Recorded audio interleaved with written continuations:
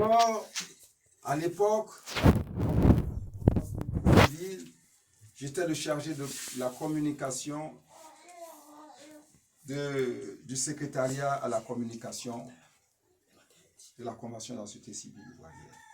Et donc, nous rencontrions régulièrement les institutions. Et nous avions une rencontre avec la responsable du PNUD chargé de la société civile. Et puis, j'ai parlé de mon invitation à Bruxelles et de tout ce qui devrait s'ensuivre parce que les curiums devraient être initiés à raison d'un curium par commune. Il y en avait, donc il y avait 10 communes, il y a 10 communes, 10 curiums et chaque curium pour s'installer demandait 20 millions de francs. Cela faisait 200 millions de francs et l'Union européenne m'a dit de venir présenter afin que les bailleurs de fonds puissent financer ce projet. Et donc la responsable du PNUD m'a dit, non mais c'est pertinent, je vais demander à ce que le PNUD finance ta mission. J'ai dit non, moi je ne me fais pas financer par une organisation internationale. Mon pays a décidé de me financer et j'irai avec le financement de mon pays. Je devais y aller le 14 mars 1999. Et le projet avait été lancé en janvier. De janvier jusqu'à février, jusqu'à fin février, je ne faisais qu'aller et venir du ministère à mon domicile. Jusqu'à ce que je me rende à l'évidence que si je m'en tenais à ce financement, je n'allais pas bouger de mon pays. Donc je me suis rué au PNUD pour m'entendre dire, vous avez dit une chose, que vous ne voulez pas de financement d'organisation internationale, débrouillez-vous. Alors j'avais écrit à l'époque à mon frère, qui est en France, et il était enthousiasmé, je lui ai dit, malheureusement je n'aurai pas les moyens. Alors il m'a dit non, c'est l'opportunité de ta vie. Et il m'a prêté 500 000 francs pour prendre mon billet d'avion. Quand je suis allé à Bruxelles Airlines, il n'y avait plus de place. À Air France, il n'y avait plus de place.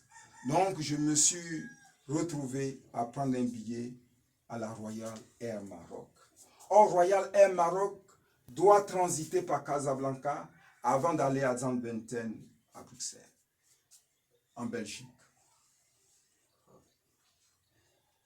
Et donc, je me suis embarqué.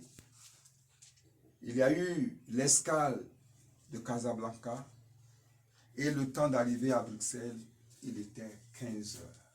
Alors que les bailleurs de fonds m'attendaient pour 9 heures. Je venais de rater 200 000 de financement. C'est cela, Excellence Alassane Ouattara, le sort que ceux qui ont des initiatives ont dans nos pays. Et c'est pour cela que le développement ne porte pas.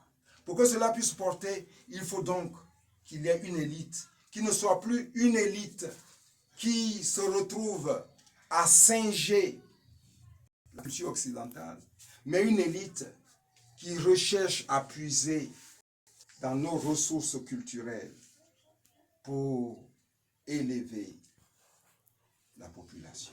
Donc ils doivent se retrouver à la base, ils doivent entrer dans le terroir. Avec les Gaillés, Excellence, Alassane Ouattara, président de la Terre Espérance, nous n'aurons pas besoin de structures de bonne gouvernance. Pourquoi? Parce que la première étape de la formation des Daïs, c'est qu'ils puissent se dépouiller de ses biens au service de la cause populaire, la cause publique, la cause nationale. Notre Seigneur Jésus-Christ ne nous l'a-t-il pas dit? Si tu veux me suivre, va, vends tout, donne-le aux pauvres, viens et suis-moi. Et je me suis appliqué cette démarche, Excellence Alassane Ouattara, président de la Terre Espérance. Tout ce que j'ai, je l'ai confié à cette mission. Et aujourd'hui, ces jeunes qui sont en train de filmer, et la plupart des personnes ici vivent par rapport à ce que j'ai donné. Et ces personnes ont appris à donner elles-mêmes.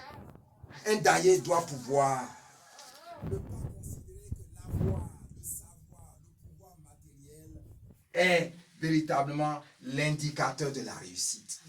Non. La réussite ne doit pas constituer en s'élever au-dessus des autres, mais à faire de sorte que les autres puissent aussi. Amen.